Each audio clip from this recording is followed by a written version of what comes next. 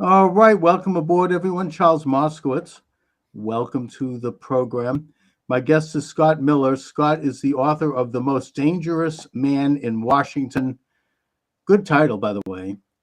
This book deals with a topic we all went through, one that I think most people now understand was presented at the time with a lot of lies and falsehoods that really resulted in a panic that was certainly worldwide in nature. It was almost like a massive experiment in social engineering, in my opinion. But either way, it's something that we're all still trying to think about and look at so we can take a lesson from it and learn in the future in terms of how to proceed forward. And that is the so-called pandemic of 2020, 2021.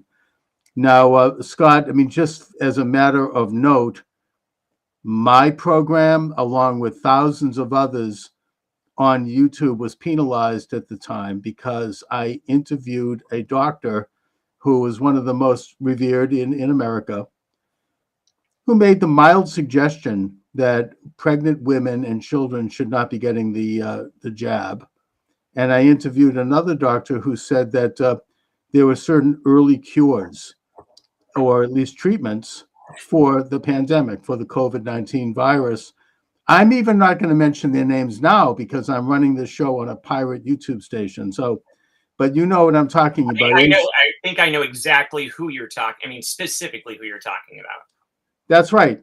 So what we have now is most of the things that we were banned for have now been basically admitted and acknowledged. Even the famous scarf lady, Dr. Birx, has acknowledged that early Right? treatment. Yep. I mean, it could have been saved thousands of lives who unnecessarily were lost. So, Scott, why don't we start with your story, how you got involved in this as a doctor, and how you came across the issue in the early stages. So I'm a PA, and I was a single owner, single practitioner in I had my own pediatric practice in Southwest Washington, and I'll try and make this part brief. But on March 12th, of 2020, which was my birthday, the country shut down, and Fauci, and then later Birx are standing up saying that there's no cure. And not only is there not a cure, there's nothing we can do apart from shelter in place and hide from humanity, which doesn't make any sense, right? He later Right. did an interview in like Vanity Fair or something where he brought up vitamin D when we knew early on how critical, because when you look at latitudinally where people like in the Northwest, I ran thousands of vitamin D panels and most people are deficient, and it's critical for the immune system. So on March 15th of 2020, I came across an article out of Italy, and it said COVID pneumonia and the melatonin connection, which intrigued me because I only knew melatonin as, released from the pineal gland, our sleep aid. Mm-hmm. And I'm reading through this article, and it literally broke down why children didn't get sick, why they're pretty much immune to severe illness, even moderate illness. And again, this is early on, and I'm like, what? If this is being put out, how come no one's talking about it? Mm-hmm. So I read through the article. There were like 120 references. So I clicked on every single reference. So for the next 2 weeks, I just immersed myself in everything I could find on SARS, MERS, and then what I was reading from this article. And I realized, wow, this is something that we can mitigate. And then about 3 weeks after that, the study out of Australia came out with ivermectin, the in vitro studies, Mm-hmm. which I've been using in kids for over 10 years. And I thought, Right. well, this is a no-brainer. And then I realized I had already been treating COVID patients in my clinic, the parents, with using budesonide. Dr. Richard Bartlett had talked about using budesonide in the ER, right? Mm-hmm. And the results I was seeing were astounding. And so it wasn't illegal to treat at the time. So I just started treating people. And what I was seeing was within a day or two, their symptoms were resolving. And I'm like, Right. well, so I started sharing this information. And then, and the other aspect was having a pediatric practice. I watched the devastation of the pediatric population when they were sent home from school, isolated. It was such a psychologically traumatic event for them. They weren't allowed to play with friends. They were told they were vectors of disease, and it was Right. crippling them. So I ended up being asked to speak in Olympia at the Capitol on a freedom movement and things. I got in a lot of trouble for that. And so anyway, so I had been treating. I think the first person I used ivermectin on was in April 9th of 2020, and it was Mhm. immediate. I mean, the next day they were better. And it changed once the rollout of the shots happened, like towards November, December of 2020, January of 21. It became much, much more difficult to treat because Delta. But yeah, so it got to a point again. So I ended up treating thousands of people across the country. They're reaching out from every state, and then I ended up being asked to advocate for people in the hospital.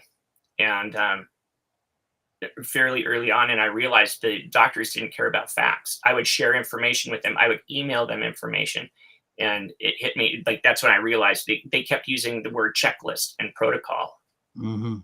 and I'm like, oh, this is a problem. So we had to figure out different ways to get people out of the ICU and out of the COVID wards. And anyways, all in all, what ended up happening was they considered what I was doing to be perpetuating the spread of a worldwide pandemic and that I needed to be shut up. So they did an emergency suspension So of my so license. you were accused of spreading a pandemic because you were using ivermectin? No, my How words, my Oh, your language, language was yeah, my that's language. right. Yeah, I was cautioning. By advocating an Well, FDA-approved drug that has been on the market since 1970 to treat viruses, your language was somehow spreading the virus. so in writing the book, because and I've read, probably 10 different books on, like the war on ivermectin, these different books. And I was asked by some colleagues that, knew I have a fairly unique experience because I was fighting so many different fronts and trying to, opening schools and critical race theory and hospital management and trying to block mandatory vaccines. I was writing medical exemptions so kids could go to college, parents could go to work, and it was just, Washington State was tyrannical. And Mm. so when I was asked to write the book, I initially just went back to I journaled everything. And there was a lot of anger in it because so many people were devastated by it. And what you said, if we would have done early treatment, it wouldn't have been thousands or tens of thousands.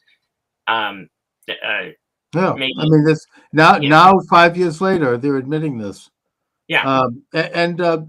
So I mean, I know of a doctor who she treated her husband with ivermectin, but did so quietly. And a lot of doctors, my own physician, who was at a major hospital here in Boston, where I live, in the initial phase of the virus, she was very open with me about it. And she's like, this is an overreaction. People, I know patients will probably, and she predicted this, and I've seen it now. They'll never take off the mask. They'll be locked in their house for the rest of their lives. There are people who have been traumatized in that way. But then later on, she became like a different person. I don't know if the hospital had a conversation with her. I'm not sure what happened, but she was no longer friendly to me and no longer candid about the situation. I think that somehow doctors, you invest 8 years of your life getting a doctor degree and getting a license, and you have a lot at stake, and they just didn't want to risk that. I mean, very few had the courage, and I'm not blaming them. Look, it's easy for me to say I'm not in that profession, but they just didn't want to step forward and talk Well, about the truth. well, the thing is, they were at risk for losing their jobs, right? So Exactly. that's one thing. When when things were, at one point, I mean, I had so many complaints against me, not from patients, but just the hospitals, because if I got somebody out of the hospital, they lost, 250, 300, $400,000. So it was stealing revenue from them. So when they suspended, I had a buddy of mine who was a surgeon. He said, Scott, like you're pardon my language. He's like, you're screwed. I'm like, any way out of this? He's like, nope. Like 1%. He's like, no, they're going to take you down. And I thought about that. And this was mid 2021, and I just Mhm. remember thinking, okay, it's probably true because the heat was pretty hard. And I'm like, okay, Lord, if that's the case, let the cliff be high enough and my fall be slow enough that I can maximally treat people, before I hit the ground. Because when Mm. I didn't lose my job. I had built a medical practice over the last 5 years. They didn't, we lost everything. But in the process of doing that, we helped thousands and thousands of people. And so, Yeah, I, you and a lot of very courageous doctors who really were able to stand up. But this gets to a real, I mean, and I admire your work. I mean, it's an incredible story, and I hope that people they get your book, which is The Most Dangerous Man in Washington. We're going to get into some more of that, but what you're talking about here gets to a much deeper question. Why was this happening? Why were doctors being threatened to toe this line? Who was behind this? I mean, why, this is obviously some kind of an agenda. I'm not here to weave a conspiracy theory because I have no idea. All I know is that there was something going on in terms of an international effort to control the conversation around this and to present this in a certain way that centered any opinions, including opinions by some of America's most revered and respected medical personnel who might otherwise dissent from this official line. So, what was going on here? Who was behind this? Why did they do this? I'm going to say something first, just for context, where on March 18th of 2020, Yeah. you wouldn't get reimbursed for a telemedicine visit. On March 19th, you got full reimbursement for a telemedicine visit, where it's like HHS just flipped the script. So which, for all intents and purposes, it allowed all the doctors. I mean, we're talking about pediatricians that do newborn exams that are now doing them over the phone. I mean, like, nobody was in clinic anymore. There was urgent care, emergency. And so, I look at it from a medical industrial complex standpoint. What was the primary agenda from the very beginning? Bill Gates said it, and Anthony Fauci said it. It was to inject all 7 billion people on the planet with the new mRNA technology. I mean, they told us that early on. So what was the agenda? Well, and this was before they rolled out the mRNA Oh, but they technology. were already telling us that. So they already had that in the can, so to speak. That's not. Yeah, I mean, this was a beautifully, I mean, horrifically, but elegantly planned. They had the Agenda 2030. They in 2019 they had that role playing event where I mean, The Simpsons talked about it with cat fever. I mean, like, Yeah, and there were several movies that were made at that time. I remember one. I don't remember who was in it other than Dustin Hoffman. That kind of foreshadowed this. I mean, that this dread disease is going to be breaking out, and they call out the army and his National Guard. And I remember at the time, people on the left side of the political spectrum, like Andrew Cuomo and De Blasio in New York, and the mayor of Chicago, they wanted martial law. They wanted what actually did happen in Australia, which was a complete, fascist seizure of the government, where people would be basically put into camps who didn't agree and who actually strode out into the street without wearing a face covering. And fortunately, Trump did not do that. I fault him for other things. I think he could have stood up to Fauci and Birx, and I certainly think that it was a mistake to roll out that vaccine so quickly. They kind of appealed to his weak point, which is flattered him, I guess. I don't know, but the point is that there was an agenda to really shut down small businesses, churches, mom and pop stores, whereas the big guys stayed open.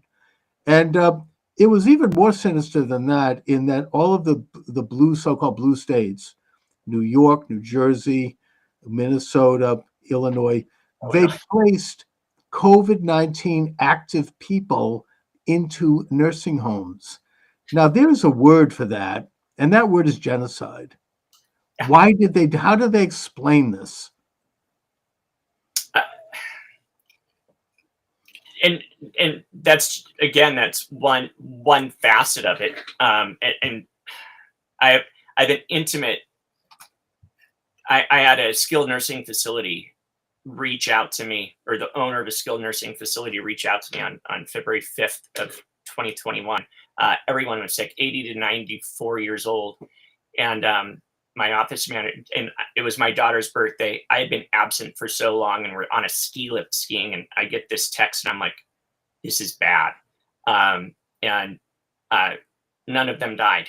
We took care of everyone from a ski lift and a ski slope with my office manager going in. We were able to, I actually wrote a chapter about that, because it was at the time, I look back and I was like, oh, that was super easy. I mean, that was actually fairly easy to keep all of them alive compared to other things, but what they were doing was literally deliberately killing all of these. I mean, they purposely did it. They knew it would happen. It was so what you're saying is that Andrew Cuomo, Governor Murphy of New Jersey, Wolf in Pennsylvania, that they consciously and wittingly were trying to kill or cull the herd, maybe, of very elderly people. It's interesting that Levine, nobody like me knew how to treat, and knew when I heard that, when they had alternatives for where those people could go, when I heard what they were doing, I looked at my wife and I'm like, wow, they're wiping out. There's no other explanation for it. There really isn't. And also Levine over in Pennsylvania, who became HHS under Biden's regime, he actually pulled his 90-year-old mother out of a nursing home in advance. So obviously he knew what was coming down the pike. Exactly. You had, Walsh over in Minnesota. You had, Whitmer in Michigan. I think Newsom, even here in Massachusetts, Baker, in one incident, which was a VA hospital, putting COVID-19 people in the hospital. It's a story that really, really needs to be told, needs to be investigated. And I think in a practical sense, it raised the numbers that they could then point to. I wonder if some statistician could do some research and find out what percentage of Americans who died of the COVID virus were in these nursing homes. I think it's probably more than half. It's a large number. And what's interesting too is, by summer of 2020, as the numbers were really dropping. So they flipped the script, and so they went with new cases, asymptomatic cases, based on a PCR cycled at 40, right? So they were because they weren't having the deaths, they had to switch it to new cases. And that's how they controlled school openings. That's how they controlled opening up the states, was the manipulation of the PCR test. And which is not definitive, by the way. Oh, it really. No, it's not. It wasn't even created as something that could detect the virus. It had nothing to do with it. No, and it was so frustrating, because again, for me, kids had to test to go back to school. I didn't use it. They had Abbott Labs came out with a rapid, and I don't care about the results. It's like, if you're not sick, it's going to come up negative, and I'm like, that's all I need to be able to get these kids to go back to school. Right. So, which I got in a lot of trouble for doing that, because they wanted everyone PCR tested, and I wouldn't do it. And so the county health department came down on me pretty hard for that. Like, you have to PCR test. I'm like, nope, I won't. And also the kids were not getting the virus. I mean, it's to have these kids, it was very, very, and even if they did get it, it was nothing. It was something they'd get over pretty quickly. And but to have them being locked down, and then to come back and wearing those masks, I mean, it's really something that ought to be viewed as a criminal event. I mean, there's no other way. And I still see people today, 5 years later, putting where their masks are strapped to their face. I mean, I know people at the time, the hysteria and the hype was so severe that, I mean, you'd be walking down the street, or you'd be in your car with the mask, and there was never any evidence that the mask did anything. Oh, yeah, I wore one once. if I was like, I never wore one until my son's 10th birthday, where my wife said, "Please don't get arrested or go to jail," because we were flying to San Diego, and so, So you had so I went through the airport. I got pulled out of line. I mean, some things happened, but we get on the plane, so I put it on, but I didn't make my son wear it. So I just had him eat and like drink things the whole flight, and yeah. he ended up getting what was called a yellow card on Alaska Airlines. And my wife found out, and she lost her mind. So when we land in San Diego, we're deplaning on the tarmac, and there were riot police waiting for us. And I was like, seriously. And her first thing was like, don't get arrested, because I had done some things in Washington and Oregon that ruffled some feathers. And so when we landed, I was like, oh, it was like, I looked at Shelly, I was like, it's because of you. It was like, it's not me. It was beautiful. Like, she went off in a way that only like a mama bear would do when she was like protecting. It was like, I couldn't have loved her more for her protection of what was going on and how they were attacking my son for not wearing a mask. But it was such a tyrannical thing. And then it's like we sweep it under the rug and we move on. And because Well, you were quite brave in the way you operated.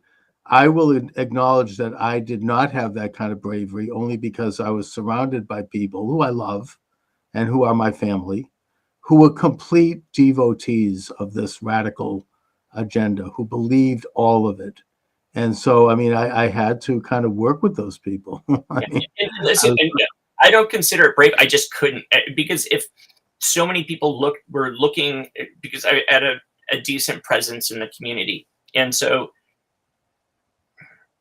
if I did that, if I put on a mask and I'm just saying personally for me, and because in my position where there was such a hyperbolic thing on it, that if I put it on for convenience to avoid confrontation and somebody saw me do that, and then I'm speaking out again about truth and freedom and just from a medical standpoint, because I knew it did nothing. Well, for a while there, I think Fauci was recommending for a couple of days people wear 2 masks.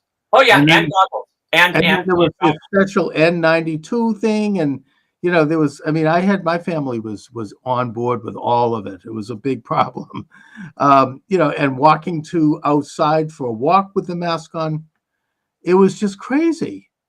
And then we bring it up toward the end of 2020, when and not to get into another subject, I'm not going to go there other than to say that the government did the largest junk mail in history with ballots. Okay, millions of ballots all throughout. Barack Obama, I forget who the congressman who passed away, and Barack Obama gave a speech in like June or July of 2021 where he was talking about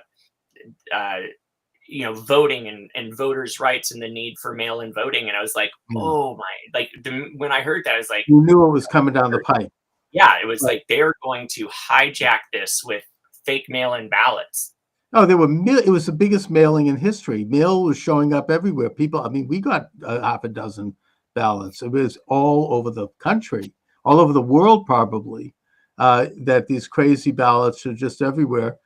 And not to get into a subject here, but 15 to 17 million of those ballots did not show up for Harris. Okay, what happened? Where did they go? Were they voters? I don't know. It's never been looked at. But the point of the matter is that at this time, when you had this mass mailing of ballots and where people were told not to go to vote, you had the virus on the wane. I mean, it was already on its way out. Things were starting to get back to normal. The idiocy of it was that people were allowed to go to restaurants and they could eat, but they had to wear the mask as they walked to the table, and they were only able to take it off when they were eating, and then put it back on in order to get out of the restaurant. I mean, it was so idiotic from a scientific standpoint. But at least people were starting to go out again a little bit, and then the vaccine comes down the pike. Now, the vaccine, even in the best context, it was to deal with a virus that has basically disappeared. So they started talking about like another virus that's milder that was supposed to be there. But this vaccine wasn't even there to deal with that. And yet they launched under the new regime this directive that everybody would have to have the vaccine and that you would have to prove you had the vaccine with a card that would allow you to go into businesses and restaurants and stores and colleges and banks. And if you didn't have the card, you could be denied entry. And eventually, I think it was fairly open at that point, that this card would become digitized. In other words, you're going to have a digitized health card with who knows what kind of information on it to start with, medical, whether you had the jab, but that could eventually be used to put on anything they want to put on. That Exactly. is the end of freedom. I mean, Dr. Naomi Wolf got into this on my show, and she did a lot of incredible research on it, and other people as well, that this was the end. And yet it was stopped. And it was stopped by one group of people, the Canadian truckers. They Oh yeah. stopped. And at the time, just to get into it, I mean, we just in Boston had a new mayor elected, Mayor Michelle Wu, who one of her first acts was to say that you had to show the COVID card in order to go into a public venue in Boston. And, you know, most people ignored this. And even like some of the liberal suburbs like Somerville, they didn't do it, only Boston. But when the truckers hit the street, that put a stop to it. That ended it because they brought the economy of Canada almost to its knees, and it was spreading. It went to Australia, New Zealand, United States, France, even Israel. People started to, say, we're not going to do this. And so it ended that whole regime. Everybody backed away, and the whole thing was over. Of course, they were demonized. They called them Nazis. They shut their bank accounts. But those people had courage. They stood up to this international fascist regime. Well, it was a beautiful thing to watch. And what's interesting when we go back to what you were talking about towards the end of 2020, and Daniel Horowitz and Steve Dace with Blaze TV. So Daniel reached out because he had heard, because I was so, we'll say, passionately, the hill I was willing to die on was to prevent mandatory COVID vaccines for kids. I mean, that was like I was willing to lose everything for that. They took me down before it got to that point. We achieved that victory in Washington State, but he asked what was Delta, because we're looking at something, the wild type virus, that was super easy to treat. I mean, when I say that, I feel bad for, not feel bad, the tragedy of what took place in 2020. It's genocide. It's horrific. And then all of a sudden, it was like, we need to change some tactics. And the only thing that changed in that course was the rollout of the vaccines. And I remember sitting there as my wife was asking, why is it so much more difficult to treat now? Like, why are people getting, like, younger people getting sicker faster? And it's like, the shot. Oh my, the Delta was the shot. Like the whole rollout changed everything. And she's like, I don't know that you're allowed to say that. I'm like, pick whatever, because what usually happens with the virus, it's not trying to kill you. Our government is, but the virus isn't, or the bioweapon that they created. But it was like a switch flipped. And now I've heard all sorts of things about the negative effects of the mRNA vaccine and the spike protein and all of that. And I'm not a medical person, so I can't speak to it. But what I've heard from various people I've interviewed, including Ed Dowd, who did a lot of good work on this, he's an insurance actuarial who looks at charts, is that the vaccine has caused various ailments, possible infertility in young people, heart disease in young men, these various other spasm type illnesses, a general malaise. If you've already had a tendency toward heart disease and cancer, the vaccine mRNA exacerbated it, didn't cause it, but it didn't help. And other various ailments. It has been the worst vaccine in history. Now, I'm not anti-vax. I mean, I think that, I mean, the polio vaccine is good. It's been around since the 1950s, and it's proven to be effective. It's not But hold on, they changed the definition of vaccine. And vaccine, we were told, Joe Biden said 100%. And he said this, it's 100% effective in preventing, right? So if we have a definition, it's like I cured you, yet you're still sick. Then that word cure has no functional meaning, right. right? The word has to matter. A vaccine is preventative. So when they go, it's 100%, and then 95, then 92, then 87, then 85, as they're changing the metric, then they had to change the Right. definition of what a vaccine is. So it's not a vaccine, and they know it. And when you said probably, I'm in groups with tens of thousands of vaccine injured, and it's far more devastating, the encephalopathies. I mean, like the people that don't die, like clotting, strokes, heart attacks, etc. So the people that don't die are so it's so devastating. It breaks my heart to see how it's impacted them. It's not everyone, but so many people that were coerced into doing it for like there's so many reasons that I mean I fought against it. I know why people would get it because they needed to protect their family or their jobs, and or we trust our doctors, right? It's like go to your doctor and you trust them. So it's like, well, sure, I want to do my part. I want to do my part to protect Right. my neighbor. And also the massive propaganda around that and the rollout of it, and it never made any sense. I mean, first of all, we know they lied about the claim that it creates 95% immunity. It creates no immunity.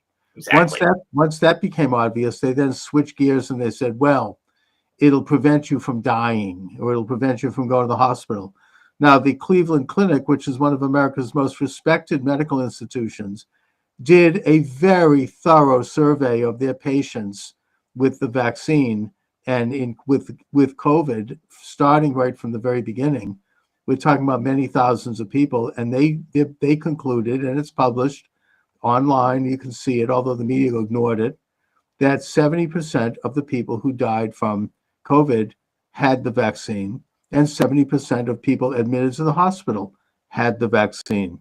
So that was a lie. It really didn't do anything positive. And even people that I know in my own family who worship the vaccine and they've said, oh, we love Anthony Fauci. They're not getting the boosters, I've noticed, right? I mean, the CDC still says get your booster every 3 months.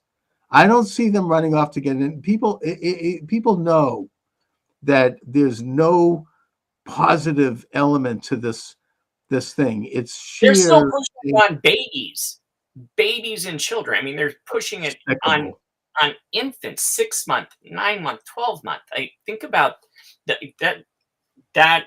I try not to think about it because it No, breaks my heart. But it is yeah, absolutely the most loathsome thing to, first of all, I mean, to eject a baby anyways. I mean, now they do this. I mean, here in my own state, I mean, when my daughter was born, I said there'll be no vaccines. I mean, she was prematurely born. I said we're going to wait a couple of years, and then we might do some of them slowly. And I was vilified. I mean, there's a religious exemption which I took, even though I don't think that's anything real. But I'm a right-wing fanatic, and I mean, I had people coming in and yelling at me at the hospital. I couldn't wait to get her out of there. But I think that has a lot to do. And by the way, I was completely vindicated because one of the vaccines they wanted to give her like 8, turned out was pulled off the market 6 months later because it was creating some sort of a nerve disorder and damage in children. So my comments on that is not, and they use scare tactics. Oh, they're gonna die. Is look, I mean, I'm not against vaccines. Eventually, my daughter did have several of them, but you have to be sober about it and make the right choice on your own, using your own intelligence and your own sense of reason. well, Don't and believe informed it. consent, right? Like you need with no informed consent was given for any of the for COVID. No informed. consent was given for remdesivir. No informed consent was given for baricitinib, like in the hospitals. No informed consent was given for tocilizumab. No informed consent was given for mechanical ventilation. They were just like, if you don't do this, then you're going to die, or we'll put you on comfort care while you die. Like, no informed consent was ever given to any of these patients at all, period, ever. And that's practicing below the standard of care. And every single one of those physicians, PAs, NPs should lose their license. Now, to get to the agenda once again, since you brought this up, I understand that there's a couple of whistleblowers on this, that hospitals were getting money every time they admitted a patient with COVID, and they were getting more money every time somebody died of COVID.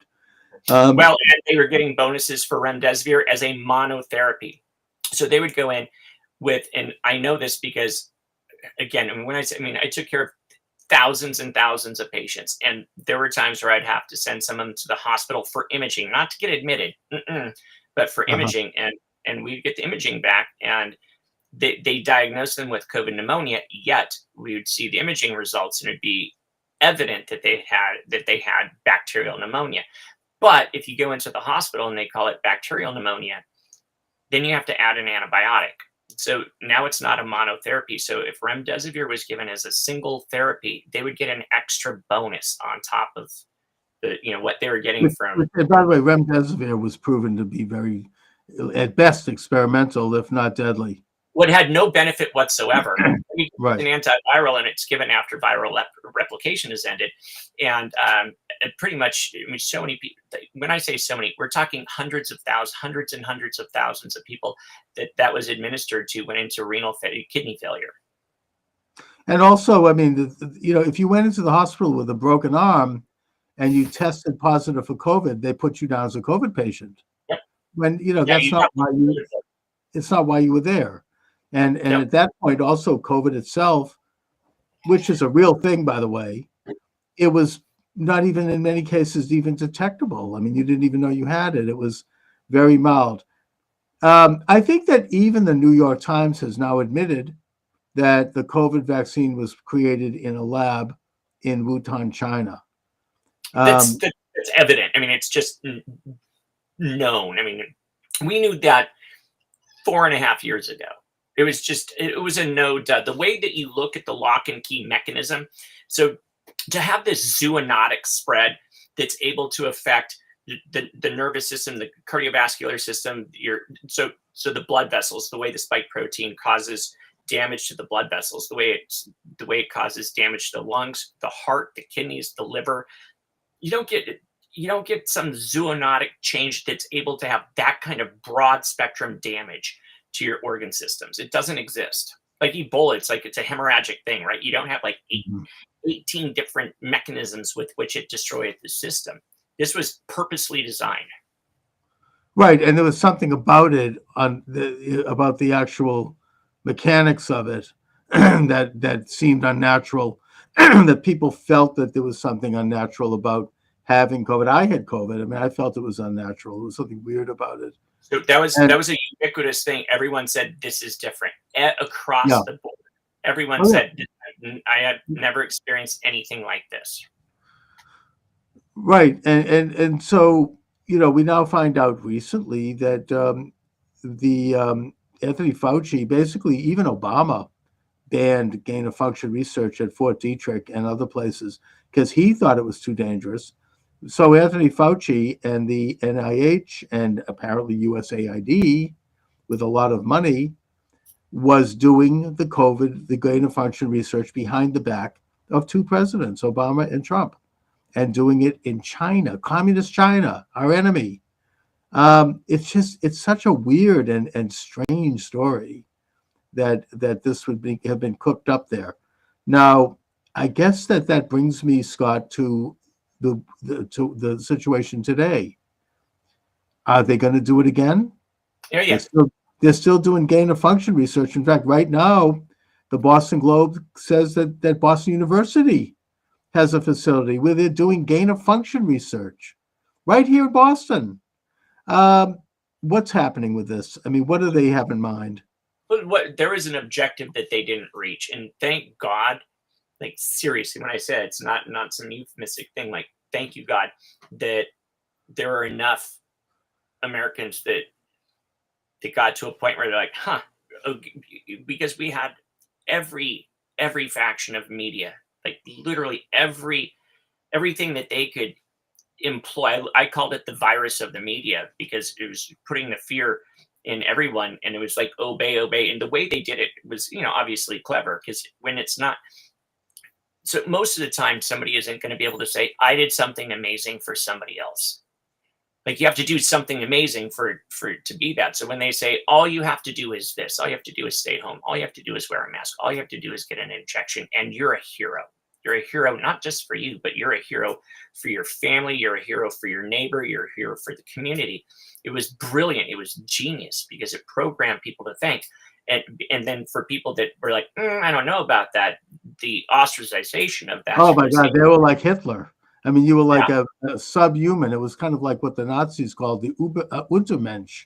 They So, were like another class of citizen. yeah, but the problem is they didn't win, right? Like, didn't they? There were some objectives that they met, but they haven't won. And so, and when I say they, so whether it's Klaus Schwab, I mean whoever's pulling the strings, but Right. Who knows? But they didn't win this time. But they're no. waiting. I mean, they're Well, not. I mean, the truckers were able to stop the biometric card. They would have had that, yeah. and so they withdrew it for now. But they're not going to give up on that. I mean, that's I mean, the country of Sweden.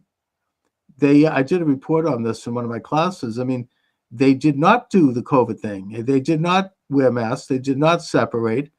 And their COVID rates were about the same as Belgium, which did completely. It wasn't any different. It didn't matter.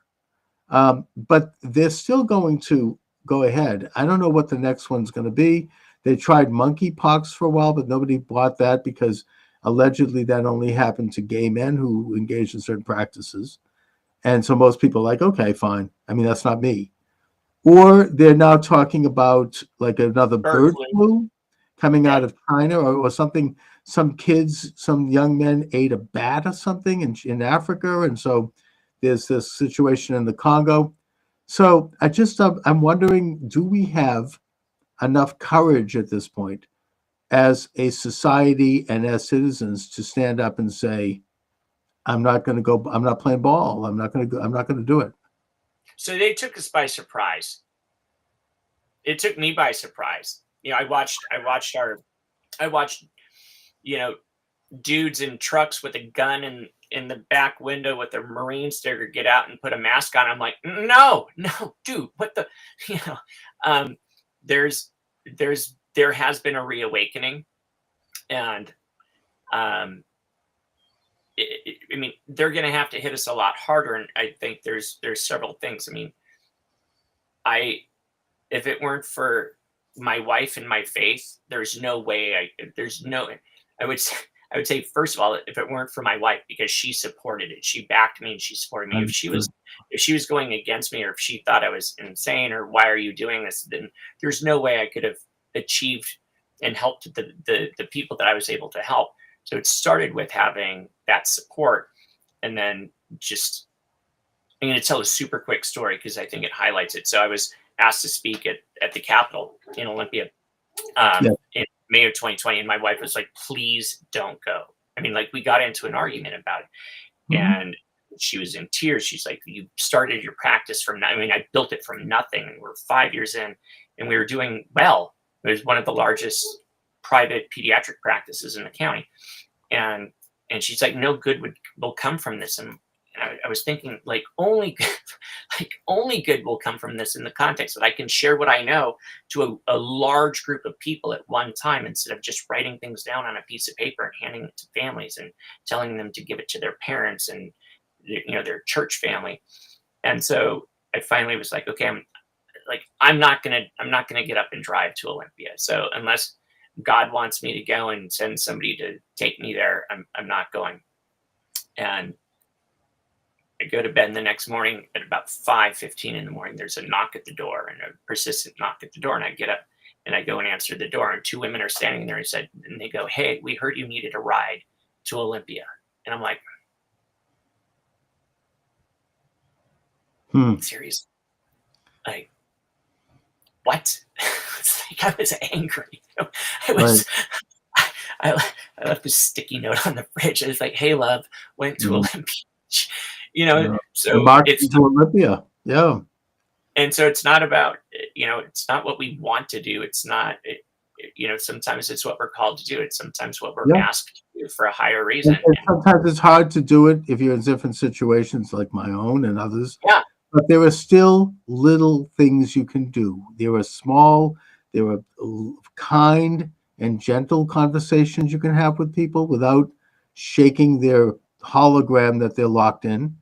And just sort of introducing a couple of kernels of idea to people's minds, give them something to think about without, while working within this matrix that they're existing in. It's very well, difficult.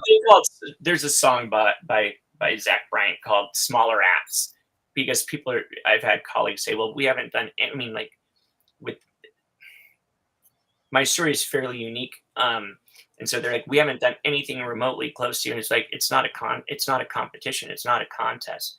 It's Right. about doing this. It's like, I don't care, like just one smaller act of kindness, one smaller act of moving the needle forward, one smaller act of gifting somebody that information or sharing something. It's not Right. how much have you done. It's that you choose to do it in truth and faith. One small act of subversion, really. I mean, one small act of like defiance. And also, I mean, there's a sociological term for it, which I'm not sure. I don't know it right now. I forget it. But um, if you're like at a public meeting and everybody is into some kind of an insane advocacy of something, and you stand up and you make a couple of quiet, kind, easy comments in defiance, it can change the whole complexion of that meeting and it can get through. And if you do it carefully, you're not going to get too demonized. You might get shunned, so be it. But it can change the course of history. You can do that. Yeah, and it doesn't have to be just not in alliance with, where you just challenge. It doesn't have to be a defiant act. It's just No, challenging the there's narrative. something and do it. I mean, it is defiant by nature, but you can do it in a way that doesn't. You have to be very crafty. It's kind of like the prophet Elijah hearing that small, still voice coming out of the cave. It's a very carefully crafted um, event that you can pull off without being confrontational. You can get a lot more done. But on the bigger picture, sometimes you have to be confrontational, because everybody's when you're dealing with people who are fully witting and conscious participants in this evil kind of experiment, you have to call them out in any way you can. They Sure. don't deal in niceties, and No. that takes a lot of courage. And just understand what you're getting into, and understand what might could happen, and you have to weigh and measure the effects. I Well, mean, you've my obviously sacrificed a lot, Scott, to do what you're doing, and it's an extraordinary story, and I admire you. I mean, you've made a big difference in the world, both in terms of saving people's lives as a doctor, as part of your calling, but also the society overall. Writing this book, bringing this out, these things do matter. Again, I mean, the book is The Most Dangerous Man in Washington. I was told it's good. I it's you know I, even my wife, her name is Shelly Dawn, and she was there's aspects that she can't read. Like she's like, I can't read this. I'm like, that's cool. But she was reading a chapter and she came out as I was sitting here writing, and she was like, "What?" She's like, "Scott, what?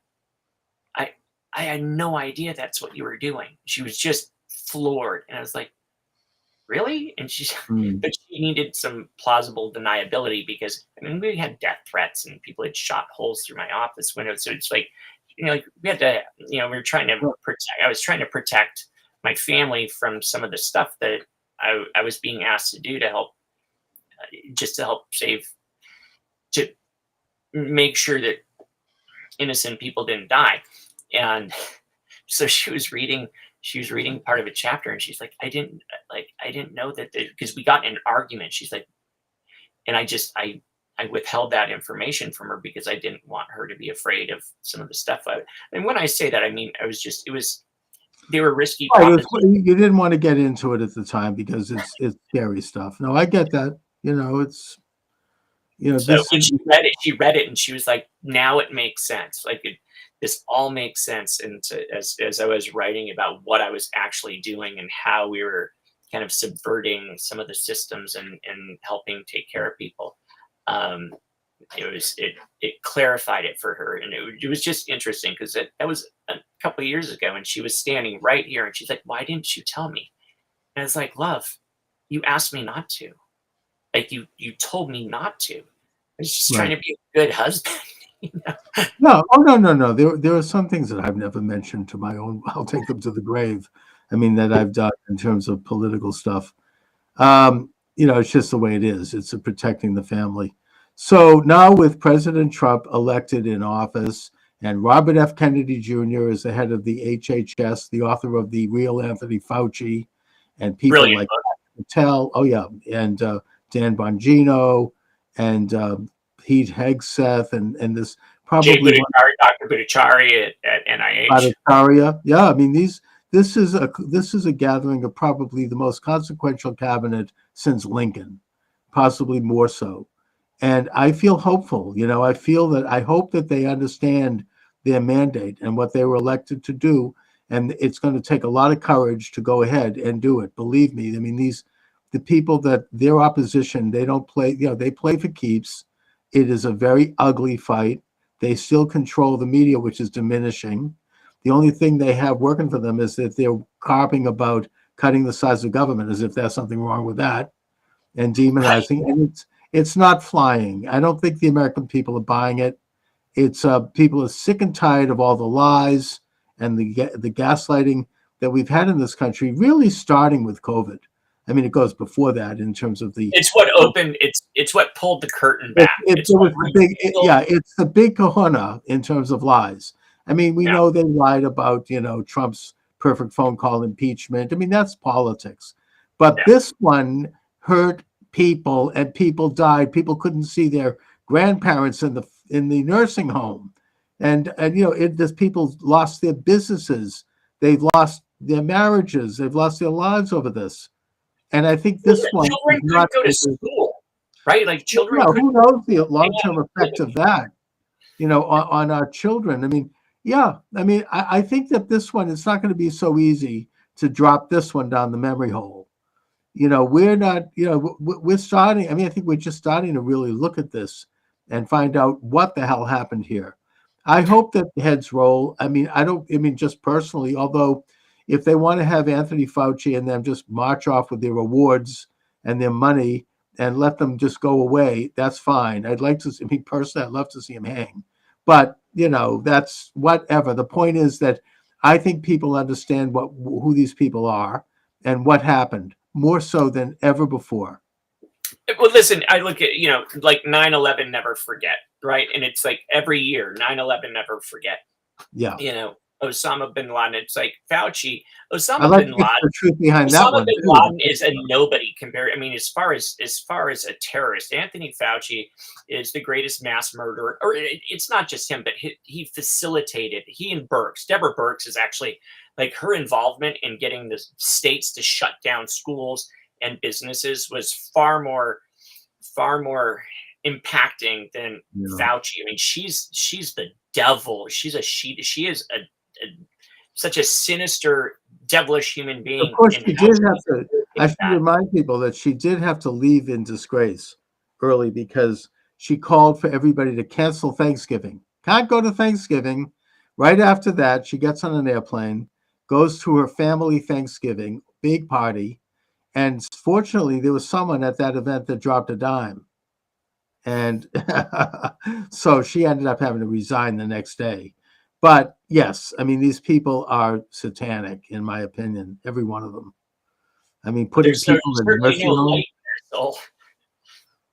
But the what? I said there's certainly no light in their soul. No, these are people who have no conscience.